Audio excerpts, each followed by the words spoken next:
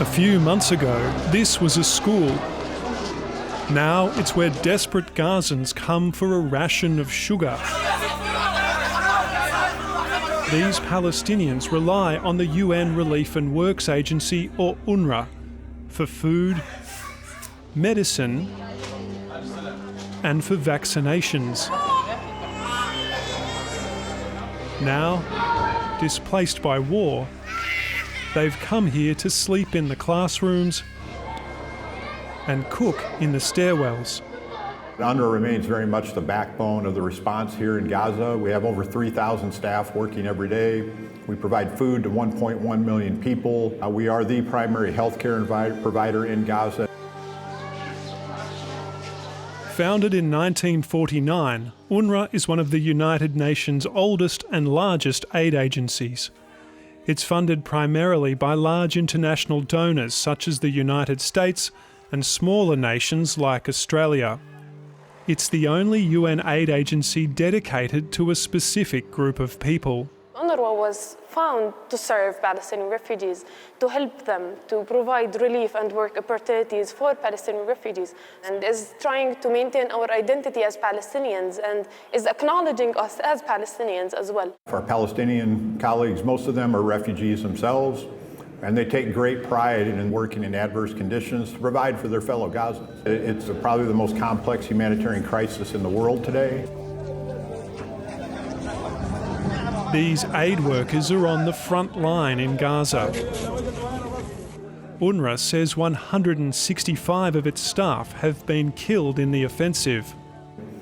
We've had staff members who've lost family members and they come to work the next day.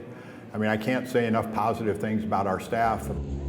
Since 2007, UNRWA's had to work in a place governed by the Islamist group Hamas.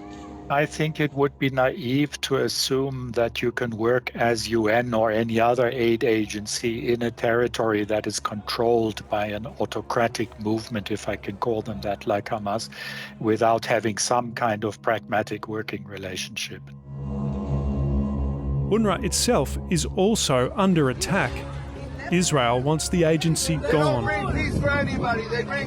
It alleges 12 UNRWA employees took part in the October 7 attacks. Employees are connected to some extent to Hamas. Literally, some of them participated actively in the massacre of the 7th of October. Israel also alleges some UNRWA staff are members of terrorist groups. Over 450 UNRWA employees are military operatives in terror groups in Gaza. Over 450. This is no mere coincidence. This is systematic. They receive salaries that are paid by the international community. When Israel first made allegations in January, more than a dozen countries suspended their funding. On Friday, Australia joined Canada, Sweden and the EU in reversing that decision. The best available current advice from agencies and the Australian government lawyers is that UNRWA is not a terrorist organisation and that existing and additional safeguards sufficiently protect Australian taxpayer funding. UNRWA's former Gaza director says the agency isn't a front for Hamas. Of course there will be attempts to have staff placed or to have, movements like Hamas place people inside the organization. I think it's a negligible small number of people that are active in political movements that may be working for UNRWA. Israel's government believes another UN agency, such as the World Food Programme, should replace UNRWA in Gaza. This agency not helping the Palestinians when it is interlinked and interconnected thoroughly with terror organizations. We certainly hope that other branches, other agencies, other international forces will get into action. UNRWA's Deputy Director of Operations, Scott Anderson, says no other organisation is equipped to meet the urgent need in Gaza. It'd be catastrophic for the people that we're serving. Without us, I fear that the response would collapse and you would have a catastrophe on top of a catastrophe for people here in Gaza. If UNRWA is removed, the effects would be felt far beyond the Gaza Strip.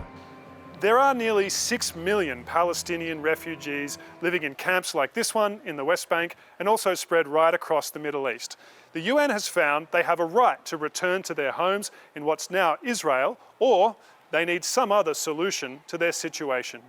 It is irrelevant to speak about refugees after 3 or 4 generations after they have left their houses. It doesn't help to promote some kind of reconciliation between us and the Palestinians. 25-year-old Rayan Abu Sroor grew up in the Aida refugee camp near Bethlehem. I am a refugee, whether they like it or not, because I was born to refugee parents and to refugee grandparents. I'm the second generation in the camp. UNRWA has been a huge part of my life. My entire education from the 1st grade till the 9th grade at an UNRWA school.